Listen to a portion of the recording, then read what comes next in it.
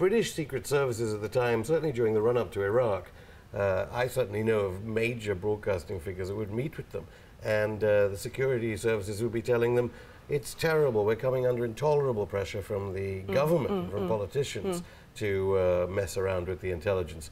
You seem to be suggesting the intelligence services are overruling politicians. Well, the politicians have to take on trust what the intelligence agencies tell them. And the politicians keep coming out and saying, we know what they're doing because we have to sign this, and we have to sign that, and they brief me every week. But actually, I know from the inside how easy it is for the spies to lie to their notional political masters. And they do, and they get away with it because there is no way of their knowing they've been lied to. Presumably the present heads of the secret services would say it's changed since those days. It has changed, I would agree. I think it's got worse. How do we know? By reading between the lines. The fact that they can have secret courts, the fact that they have culturally shifted from the 1990s where they did not use torture to now being complicit in it.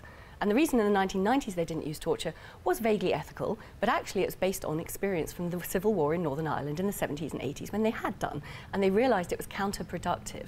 It created blowback, it created a whole new generation of very angry people who potentially could become terrorists. That is what we're seeing again across the Middle East and Central Asia.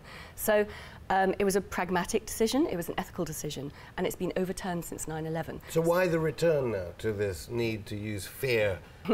Because people who are fearful are very easy to persuade to give up their hard-won civil liberties.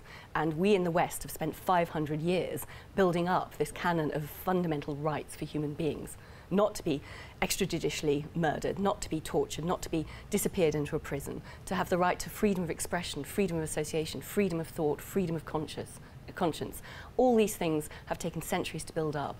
But by creating fear of the unknown nebulous terrorist, then suddenly people are happy to trade their liberties for security, which of course is not working out. And one of the fundamental basic human rights is privacy, because if you lose that, you lose all the others of freedom to ingest information, to communicate information, to plan, to think, everything. And that's why this privacy issue is so fundamentally important.